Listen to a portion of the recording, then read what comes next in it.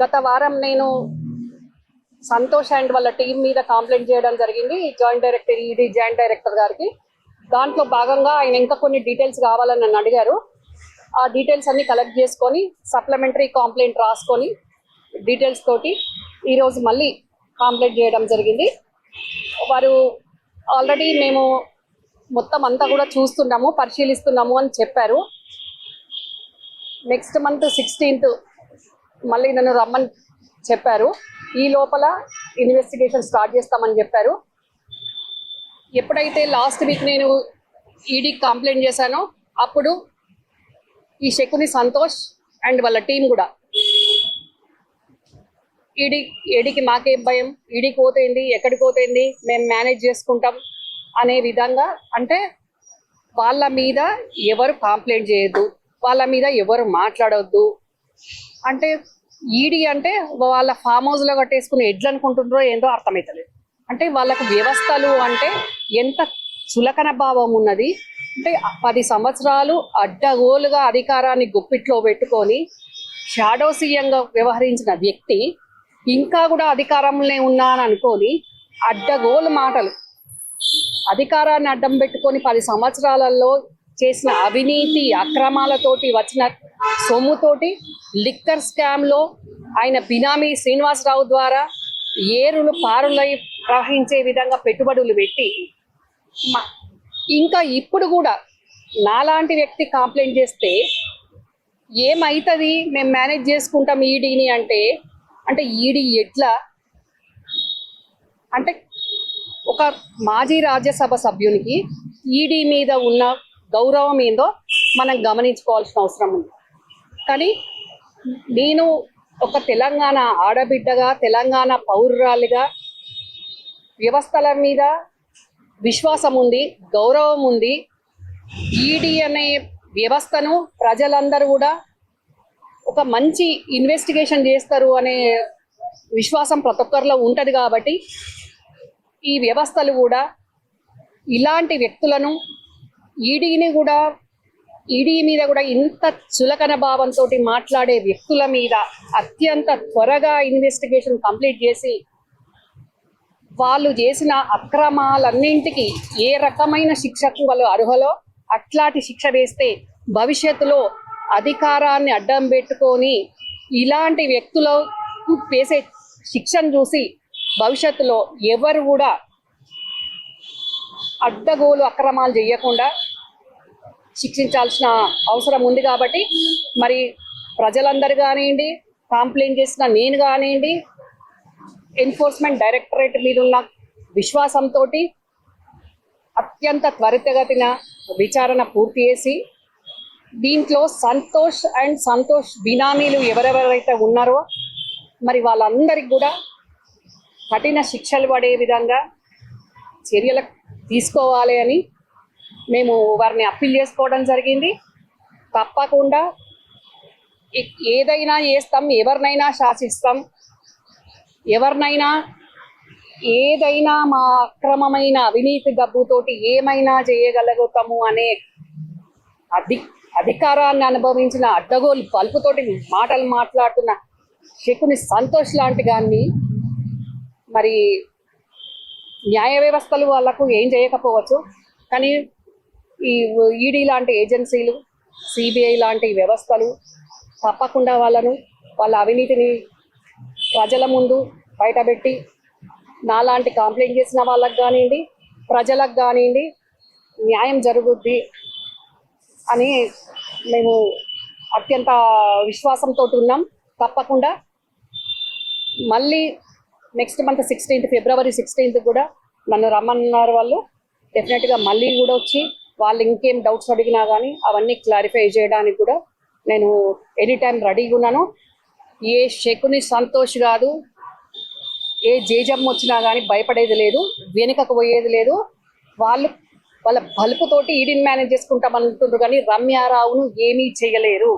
రమ్యారావు న్యాయం జరిగేంత వరకు, అక్రమాలు చేసిన వాళ్ళను అంతం చేసేంత వరకు డెఫినెట్గా ఫైట్ చేస్తుంది. నా ఫైటింగ్కు తెలంగాణ ప్రజలకు తోడున్నారు, మీ మీడియా కూడా తోడు ఉంది. డెఫినెట్గా వాళ్ళు ఏ మీడియాను పాతర పెడదామని చూసినా, ఇబ్బందులు పెడదామని చూసినా, మా లాంటి వాళ్ళం మీకు తోడు ఉంటాం, మీరు మాకు తోడు ఉండండి.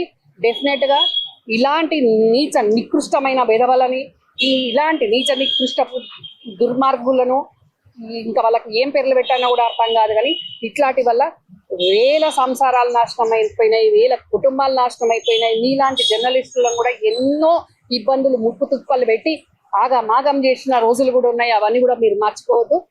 మరి మీరందరికి కూడా నేను మరొకసారి ఇక్కడికి వచ్చి అందుకు థ్యాంక్స్ చెప్పుకుంటూ, తెలంగాణ ప్రజలకు అతి త్వరలో గత 10 సంవత్సరంలో జరిగిన ఒక వికృతమైన మనిషి ద్వారా వికృతమైన క్రీడలు చేష్టలు జరిగిన వైనం విధానాన్ని తెలంగాణ ప్రజలకు అతి తొందరలో అన్ని రకాలుగా మా ప్రభుత్వం చేసేది మా ప్రభుత్వం చేస్తుంది. తెలంగాణ వ్యక్తిగా, పౌరురాలిగా, ఒక తెలంగాణ ఆడబిడ్డగా, అన్యాయమైపోయిన ఆడబిడ్డగా నేను చేసేది నేను చేస్తున్నాను. ఈ న్యాయమైన పోరాటంలో తప్పకుండా డెఫినెట్గా ప్రజల విజయం ఉంటుంది, నా విజయం కూడా ఉంటుందని భావిస్తున్నాను. ఆల్రెడీ కంప్లైంట్ ఇచ్చారు, మళ్ళీ ఫర్దర్ గా ఏం డీటెయిల్స్ అడిగారు వాళ్ళు?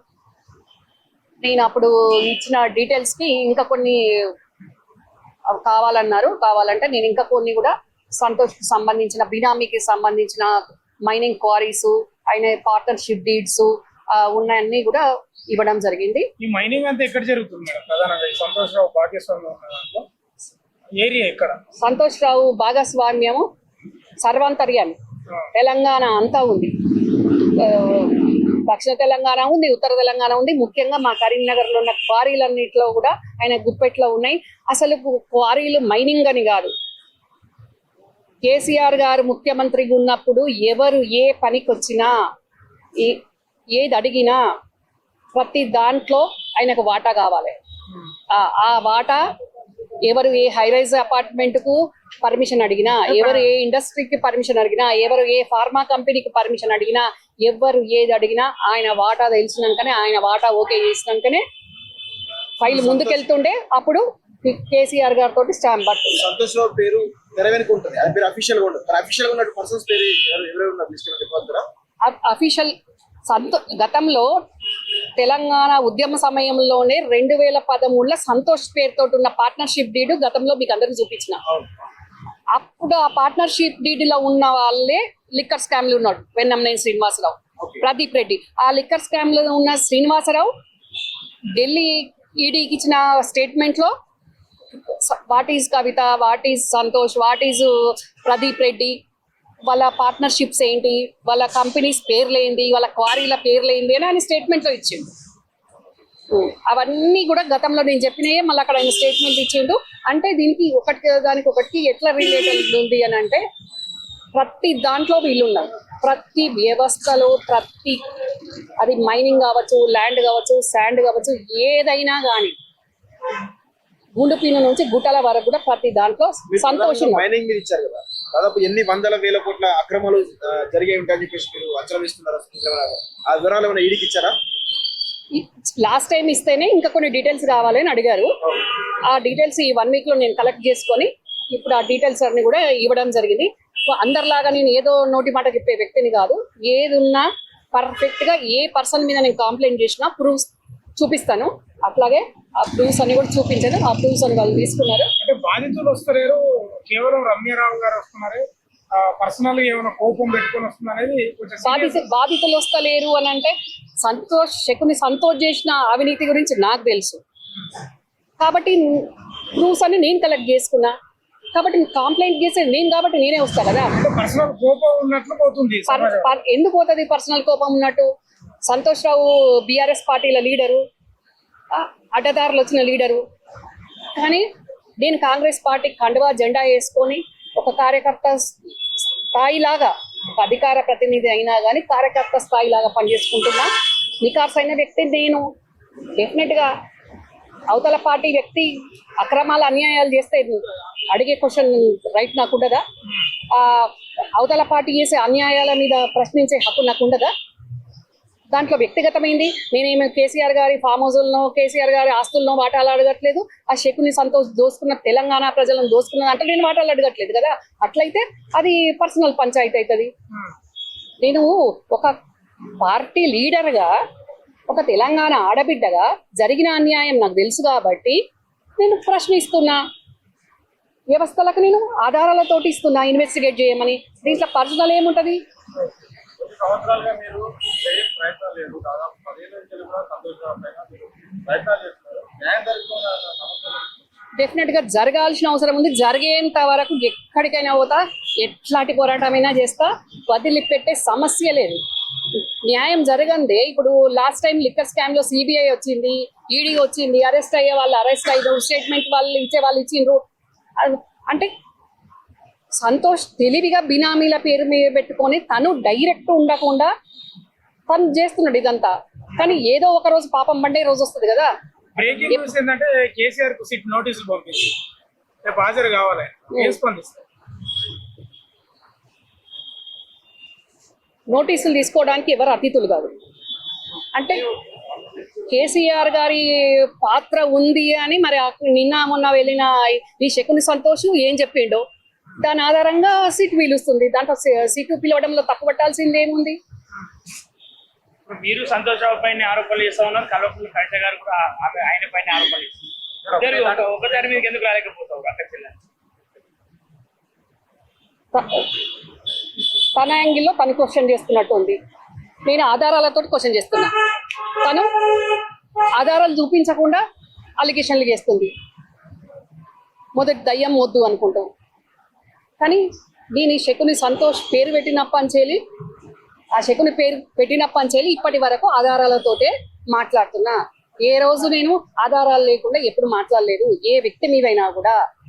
అట్లాగే ఇప్పుడు సిట్టు దగ్గర ఆధారాలు ఉన్నాయి కాబట్టి శకుని సంతోష్ వెళ్ళి మరి ఏం చెప్పిండో ఆయన తప్పించుకోవడానికి, కేసీఆర్ గారిని తప్పించాలి, కేసీఆర్ గారిని ప్రభుత్వం కూలగొట్టాలనుకున్నాడు, కూలగొట్టిండు. ఇక కేసీఆర్ ఒక మనిషి ఉన్నాడు కదా, గట్టిగున్నా బక్కగున్నా గట్టిగా ఉన్నాయను అంబులెన్స్ వేసుకొని తిరిగేటట్టు చేసిండు. సంతోష్ రావు కేసీఆర్ ఏం చేయదలుచుకున్నాడు? కూలగొట్టదలుచుకున్నాడు అని చెప్తున్నా కదా.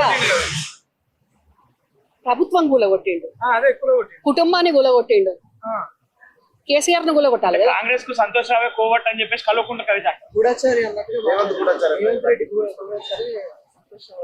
అది కవిత అన్నది, ఈ రమ్యారావు అనలేదు ఆ మాట. అవకాశం లేదంటారు అట్లా. అడిగిన కవితని క్వశ్చన్ చేయాలి. నేను ఎప్పుడు కూడా నా దగ్గర ఉన్న ఆధారాలతోటే నేను మీడియా ముందుకు వస్తా, ఎవరికి కంప్లైంట్ చేయాలనో వాళ్ళ ముందుకు వస్తా. కానీ ఆడగోలు మాటలు నేను ఎప్పుడు మాట్లాడా. మరి ఇదే సంతోష్ అనే పిల్లిని కుటుంబంలోకి తెచ్చి పెంచి పాలు పోసి పెంచి పాముగా చేస్తే ఈ సంతోష్ అనే పిల్లి పాముగా రూపాంతరం చెంది కాటేసింది ఫస్ట్ కవితనే. ఈ కవిత పెంచిన పిల్లి కాదా ఈ పాము, సంతోష్ పాము? మొదటి దయ్యము అని కవిత చెప్పింది కదా సంతోష్ను. పెంచడంలో కూడా మొదటి పాత్ర మా కుటుంబంలో కవితదే. పిల్లిని తెస్తే అది పిల్లి పులి కాకుండా పామై పాలు పోసి పెంచిన కర్మానికి కవితనే కాటేసి. విశ్వాసం కూడా సంతోష్ రావు టచ్ లో ఉన్నారు అని చెప్పి అంటా ఉన్నారు. ఈడీలో కూడా ఆయన టచ్ లో ఉన్నారని చెప్పి చెప్తాను. అదే మాట్లాడుతున్నాడంట బయట, అదే మాట్లాడుతున్నాడట. నేను మేనేజ్ చేసుకుంటాను అంటున్నాడట. ఈడీ ఆఫీసర్లు అంటే ఆయన ఇంట్లో ఆయన ఫామ్ హౌస్ లో కట్టేసుకున్న ఎడ్ల ఈడీలు ఎడ్ల ఏమన్నా మా మిత్రులే ఉన్నారు అందులో అని చెప్పి చెప్తా ఉన్నాడు. అదే మరి ఈడీలు ఎట్లా అనుకుంటున్నాడు ఏమో, మా మిత్రులు అంటే మరి అట్లనే అనుకుంటున్నాడు ఏమో మరి ఆయన దృష్టిలో. ఫైనల్ గా మీరు ఏం చెప్పాలి కేసు మీద? ఎన్ని రోజులలో తేలే అవకాశం ఉన్నది?